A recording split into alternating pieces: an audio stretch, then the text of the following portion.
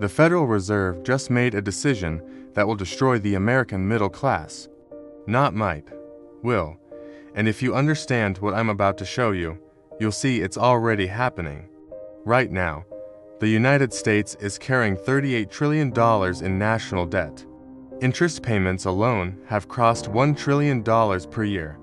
That's more than we spend on defense, more than Medicare, and the Federal Reserve just cut interest rates again. That tells you everything. They are choosing inflation over collapse. They are choosing to destroy your savings rather than let the system fail. Every major monetary collapse follows the same pattern. For stages, stage 1 is discipline. Money is backed by something real. Gold, silver, hard limits. People trust the currency. Stage 2 is expansion. Success creates confidence. Confidence leads to borrowing. Wars get funded. Social programs expand. Deficits become normal. The central bank steps in. Money creation accelerates, but everything still feels fine. Stage 3 is crisis. Debt becomes unsustainable. Interest devours tax revenue. The central bank faces an impossible choice: crash the economy or print money. They always choose to print. Stage 4 is collapse. Hyperinflation or default. Savings evaporate.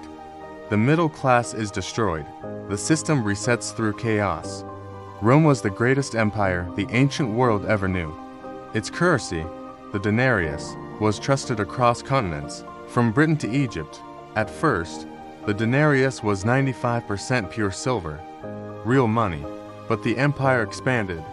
Armies grew, monuments were built, costs exploded. So Rome debased the currency. 95% silver became 90, then 80, then 50. By the 3rd century, the denarius contained less than 5% silver. It looked real, it felt real, but it wasn't. Inflation spiraled. Prices doubled and tripled. Merchants stopped accepting the currency. The government imposed price controls. Trade collapsed. Soldiers demanded food instead of money. Rome didn't fall because of barbarians. The barbarians walked through a door that monetary collapse had already opened. Now let's move forward in history. Weimar Germany. Before World War I, Germany had a disciplined monetary system. The currency was backed by gold. Industry thrived. The middle class was strong. Then came war debt, then reparations. The government printed money. At first slowly, then faster, then exponentially. In 1921, $1 bought 75 marks. By 1923, $1 bought 4.2 trillion marks. Bread cost billions. Newspapers cost billions. Life savings became worthless overnight. The middle class was erased. The wealthy survived because they owned real assets. What followed was social chaos. Political extremism, war. This isn't ancient history. This happened in our lifetime. Venezuela, 20 years ago. Venezuela was the richest country in South America. It had oil, a strong middle class, and a stable currency. Then government spending exploded. Industries were nationalized. Price controls were imposed. Oil production collapsed by 90%. The government printed money. Inflation reached 1,000,000%. Food disappeared. Medicine vanished. People starved. More than 7 million people fled the country. This wasn't bad luck. This was monetary collapse. Now look at the United States. America once had discipline. Under the Bretton Woods system, the dollar was backed by gold. That ended in 1971. Since then, federal debt has exploded, from under $400 billion to over $34 trillion. After 2008, the Federal Reserve printed trillions. After 2020, they printed $9 trillion. Asset prices exploded. Stocks soared. Housing surged. Then inflation hit, 9.1%, the highest in more than 40 years. The Fed raised rates aggressively. Now interest on the debt costs over $1 trillion per year. If rates rise further, that number doubles. The debt cannot be sustained. So the Fed faced the same choice every empire faces: allow collapse now, or inflate slowly. They chose inflation. The world is responding. China is selling US debt. Japan is raising interest rates. Saudi Arabia is accepting yuan for oil.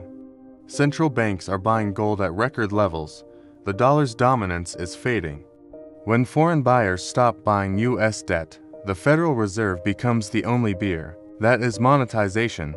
That is hyperinflation. There are only two outcomes from here: hyperinflation or default. Hyperinflation destroys savings quietly.